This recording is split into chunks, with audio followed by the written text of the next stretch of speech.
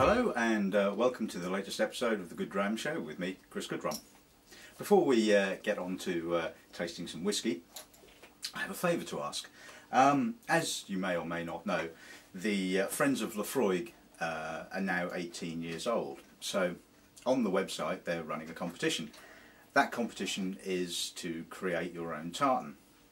Then it is voted upon and the winning tartan gets made up into a kilt. So I've duly created my own tartan. So the favour is pop along to our Facebook site and vote for my tartan. So basically, if you want to see me doing an episode of the Good Dram Show wearing a Scottish skirt, then give me some votes. Okay.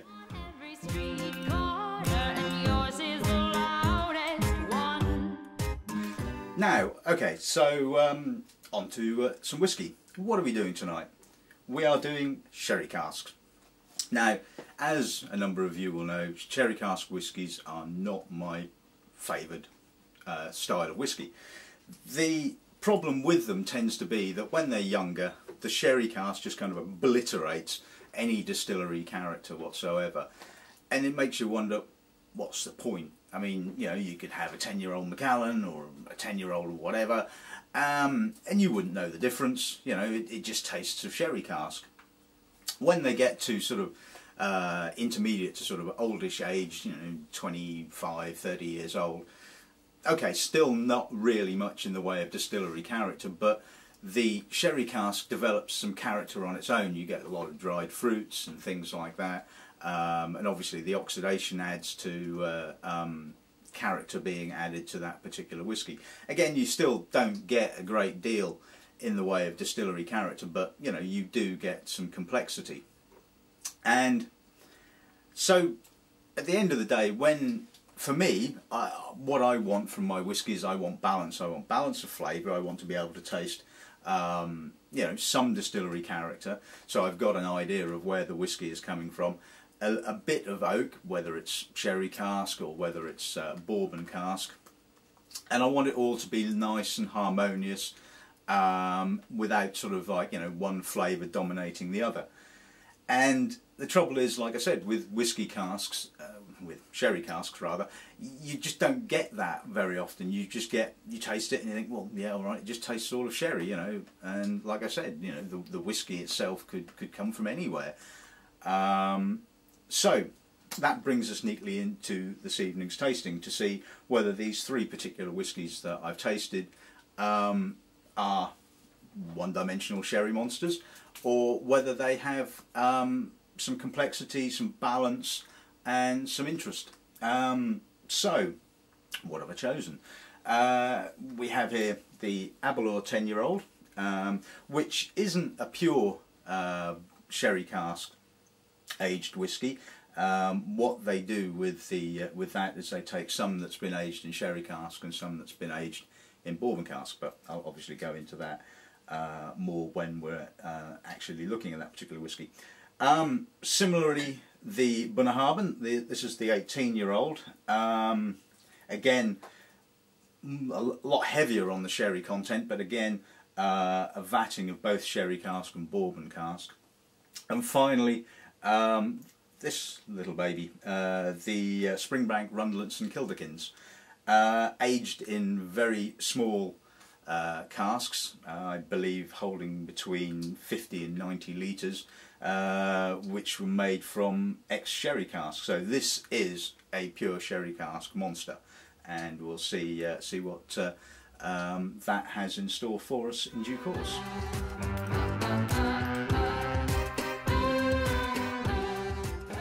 Right, okay, let's start with the Aberlour. Like I said, the Aberlour is a vatting of whiskey that's been aged in both sherry and bourbon casks, and having tasted this, it has a lovely balance. You do get all the components, and for a Speyside whiskey, which essentially is quite light, quite sort of herbally, you would expect, if it had been aged fully in American if it had been aged in sherry cask in its entirety, like the Abunda bottling that they do, it's going to basically, you know, obliterate the distillery character. But shall we see if this has the balance?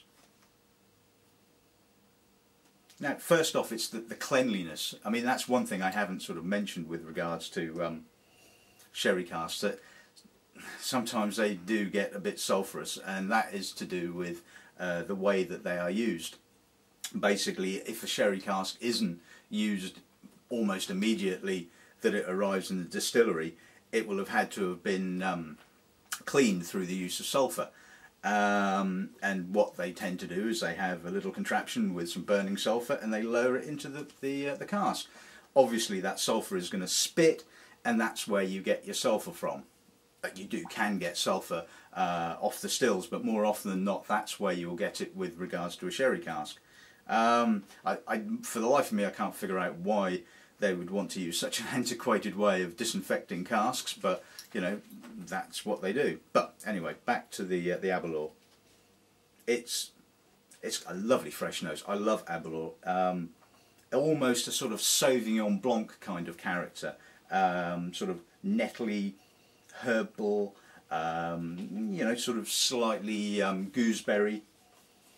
And sitting beneath that is the sherry cask. It's kind of adding weight to the nose rather than adding sort of a dominating sherry cask character. It's supporting, and that to me is what the sort of the oak should be doing.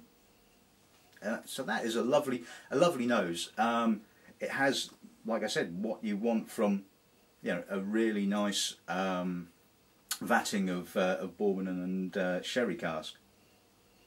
Very, very aromatic, and like I said, the distillery character coming through quite well. Right, okay. Shall we see what the palate is like then?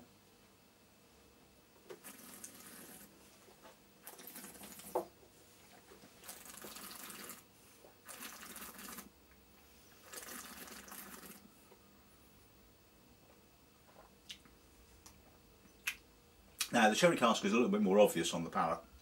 It's more up front, and you're getting sort of bits of toffee, caramel, a little bit of cocoa, that kind of character. But it's the distillery character comes through sort of somewhere on the middle, and you do get maybe not quite so strong as on the nose with that sort of crisp, fresh, grassy sort of character, but it's certainly there, and you don't get the feeling that it's all sherry. It's got a nice length, a little bit of bittering, but it's all nicely in control and all really harmonious. And again, like we found on the nose, very, very clean. No sulphur, no off notes. It has to be said, I think, that Aberlour is certainly one of the most consistent distilleries with regards to their output, and certainly their wood policy is almost second to none. So, value for money wise, the 10-year-old, really good, very, very enjoyable.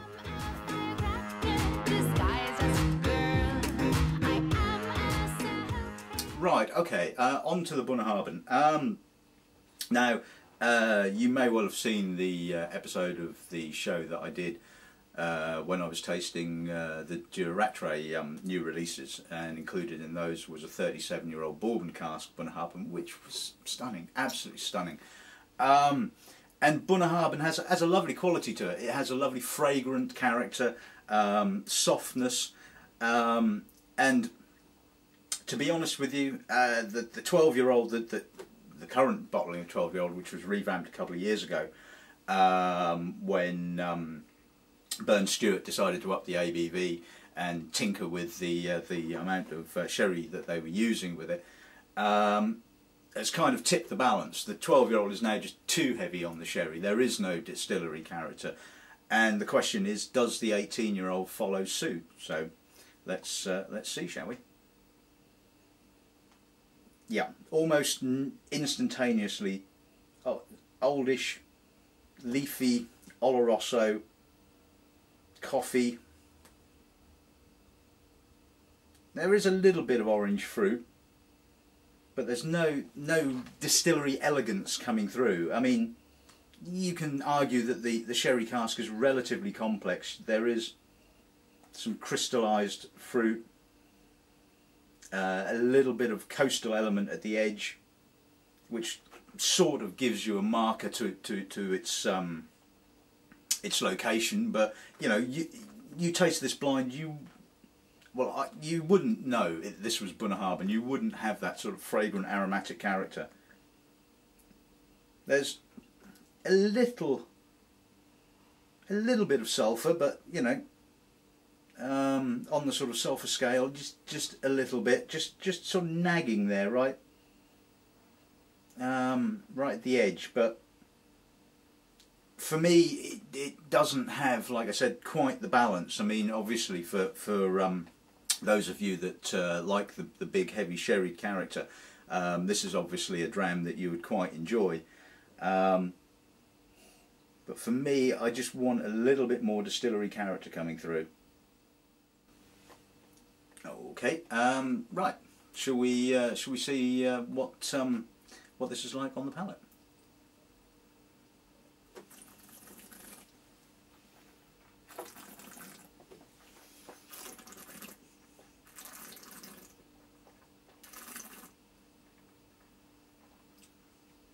Yeah, very much like the nose. Lots of leafy Oloroso. And the other thing about sherry cask is that they often tend to be quite heavy on the tannin, and it certainly dries the mid palate out. Absolutely no distillery character whatsoever. Little bit of salinity. Yeah, okay. Again, I will say there is complexity from the sherry cask. Again, there's that sort of toffee, sort of orangey kind of fruit. A little bit of tobacco, maybe. Plenty of sherry spice. But it is all about the wood. And personally, I would like to have seen a little less of the sherry and a little bit more of the distillery character. But then, that's just my personal opinion. You may well disagree with me on that, and there are people, like I said, that do enjoy the big sort of rich and heavily sherried whiskies. But for me, there's something kind of just lacking a little bit there, and that lacking is obviously distillery character.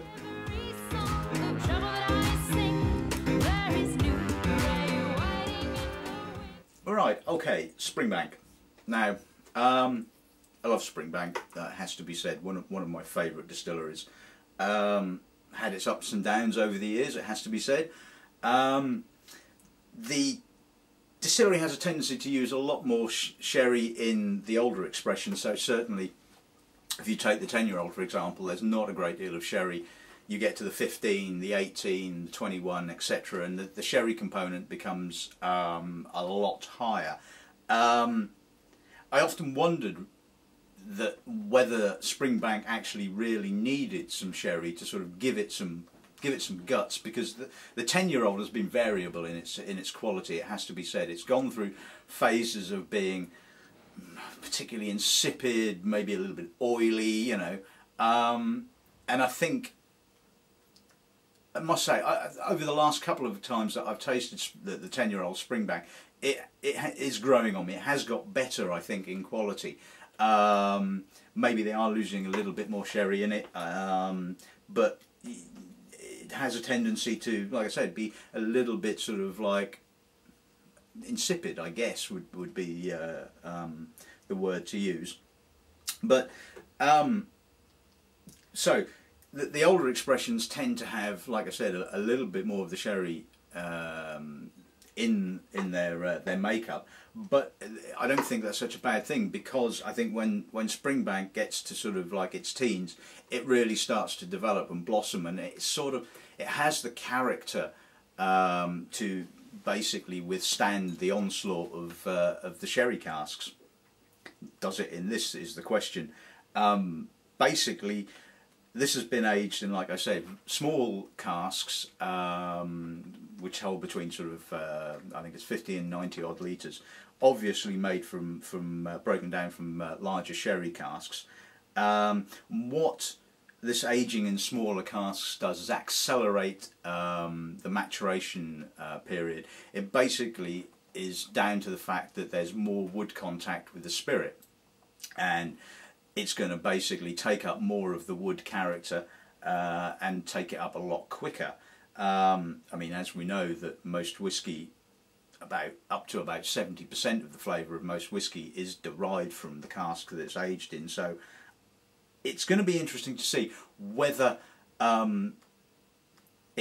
the truism holds with regards to Springbank, that it has guts and it has the ability to sort of withstand the sherry, because this is, you know, a hell of a lot of sherry, you know.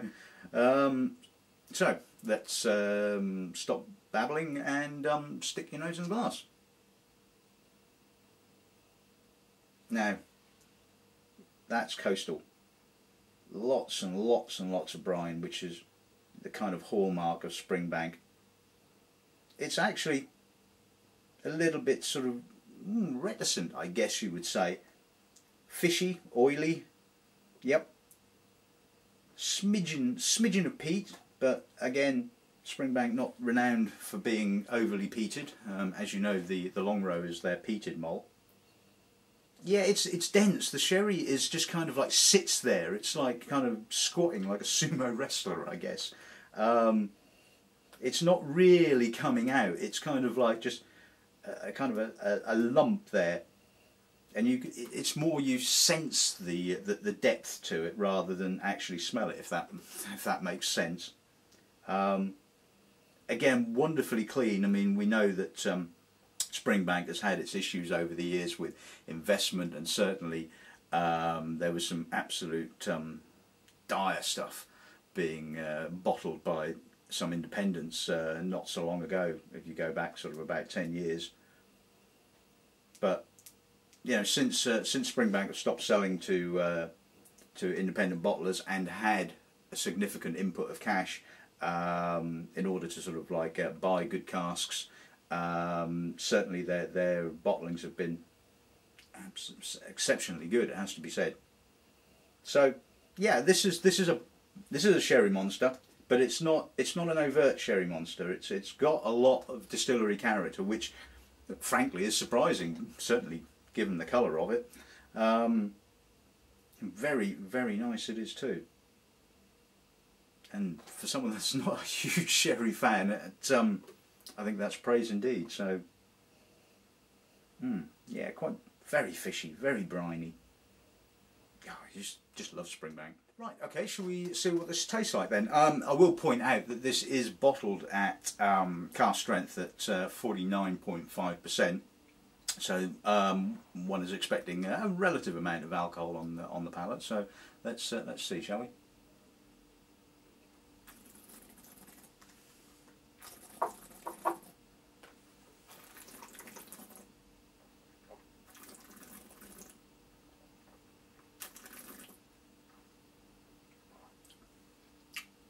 That's pretty tannic, but it's really well balanced.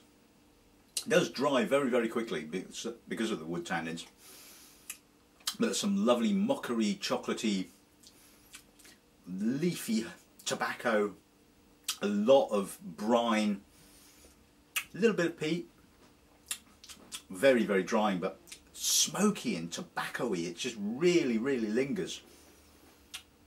Again, it's really complex. I don't think the spirit is particularly old. You wouldn't want to leave the spirit in these sort of small casks for too long. It does have a a nice integration.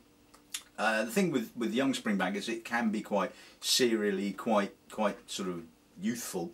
I certainly don't get that from this.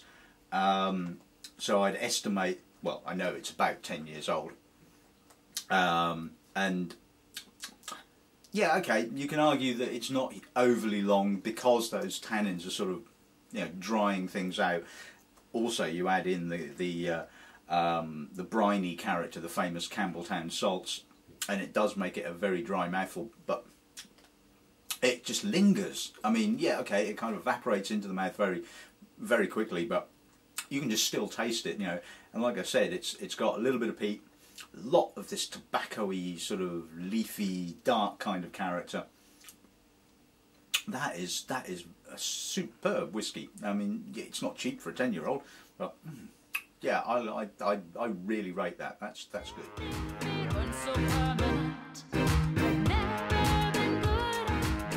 Right, okay, so let's sum these three whiskies up then. Aberlour, textbook use of sherry cask. It just goes to show that you can use sherry cask well within a vatting to give it some depth, some weight, but not to overload the distillery character and obliterate it. I think the 16-year-old is a stunning bottling, it has to be said, but you know, you can't go wrong with the 10-year-old. I mean, you know, less than 30 quid, lovely balance to it. You know, it's if you're a Macallan drinker, if you drink 10-year-old Macallan, just taste that, and you will basically see how good a whiskey can be when it's only a judicious use of sherry cask. Bunnahabhain, like I said, they've kind of decided to go down the route of power over elegance. I mean, okay, that's their choice. Personally, I would rather see a more elegant whiskey. I would like to see the distillery character coming through more, because I know how good and how lovely bourbon cask Bunnahabhain can be. I think that, you know, they've kind of like just gone for the power, like I said, and the elegance has been somehow sort of left behind. On the flip side of the coin, like I said, if you like your sherry monsters, if that's your kind of cup of tea, then obviously you're going to love the Bunnahabhain. But for me, the Bunnahabhain just doesn't kind of match up to the Aberlour with regards to balance. Springbank. Well, you know, what can you say? Another great bottling from Springbank. Really interesting. Love the whole packaging. I mean, I know at the end of the day that it's what's in the bottle that really counts, but you've got to love the packaging. And what's in the bottle, thankfully, is really good.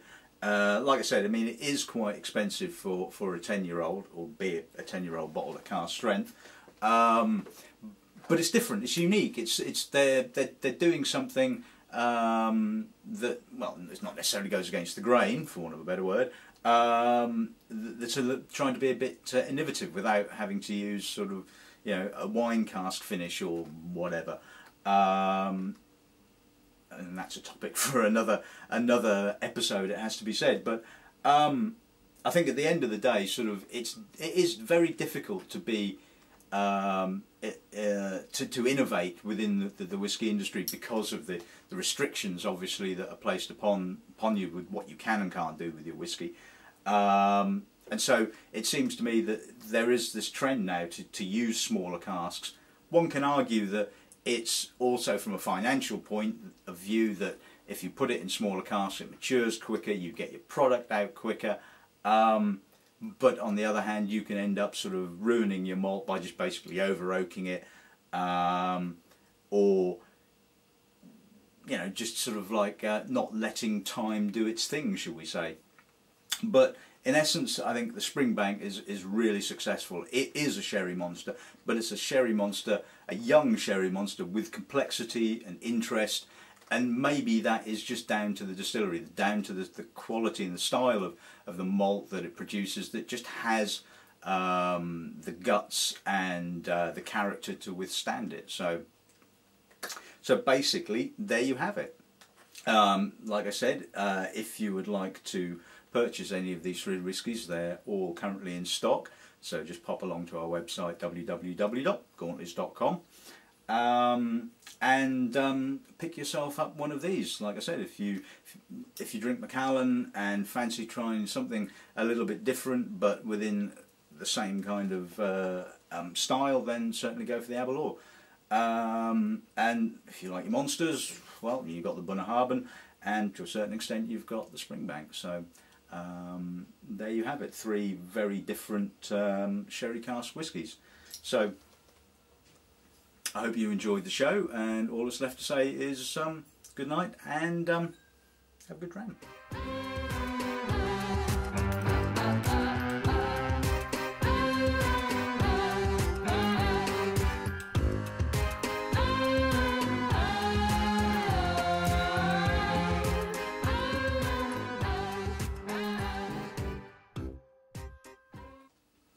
to run past you a sec. That seems to be running over fine.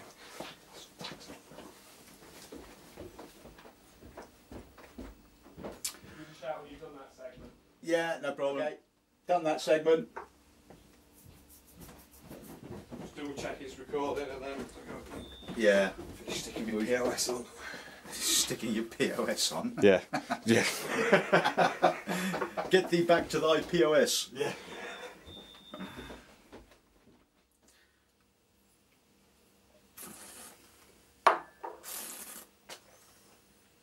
And that, as they say, is a wrap.